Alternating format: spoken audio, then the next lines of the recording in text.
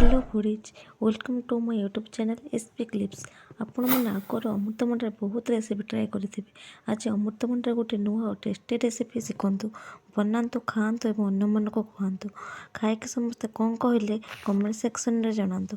आसतु आरंभ करवा अमृतभंडार नुआ और टेस्टी रेसिपी अमृतभंडार चकुली। प्रथम भंडा को भल भाव में धोईदेवे, चोपा छोटा यहीपरि भाव छोट छोट खंड कर काटिदेवे।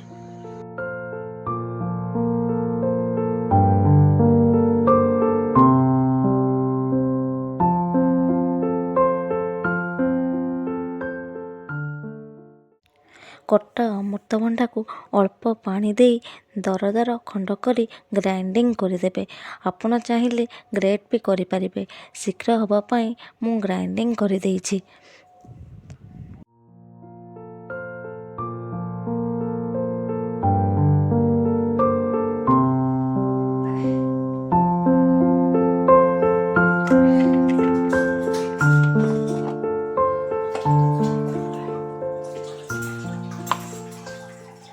अमृत भंडार निजर स्मेल थाए।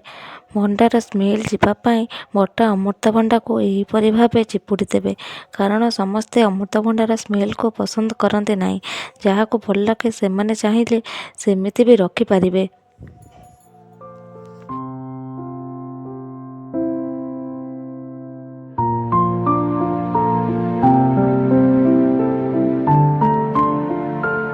सबू अमृतभंडा को यहीपरि भाव चिपुड़ी देवे।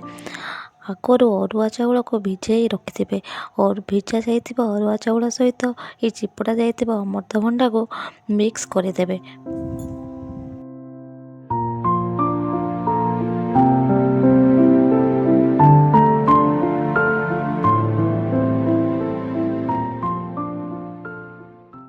भिजी जाइथिबा अरुआ चाउल अमृतभंडा को यहीपरि भाव भल भाव में मिक्स करदेवे। मिक्स कर सारिबा परे अल्प पानी दे भल भाव में बाटिदेवे। यही बटारे आपण चाहिए विभिन्न प्रकार पिठा बनई पारे, जेमिति बोड़ा चकुली, पोड़ पिठा, चितौ आउ इटिली।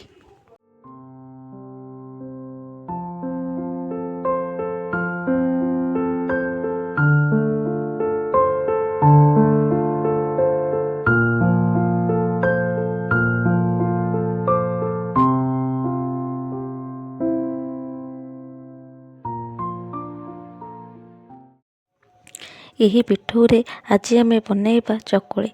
चकुली बनैबा पिठौरे पियाज, कंचा लंका, अदा, भृषंग पत्र, धनिया पत्र, जीरा और स्वाद अनुसार लुण दे मिक्स करदेवे। तावा गरम करी मिक्स करथिबा पिठौरे पिठा तैयारी करिवे। से टिके सोरिष तेल देवे, गोटे साइड हो गला लेउटाई देवे। यहीपरि भाव चकुली प्रस्तुत करेंगे, खाइबे और अन्य मानक खुआइबे। आपण न कहबा तो कहीं जानीपारे ना कि चकुली कौथिरे होइछि। अमृतभंडा न खाइबा लोक भी बारंबार मागिकी खाइबे। एमिति नुआ रेसिपी जानिबा मो चैनल को सब्सक्राइब करेंगे। वीडियो को लाइक, कमेंट और शेयर करने जमारू भूलें। Thank you for watching this video.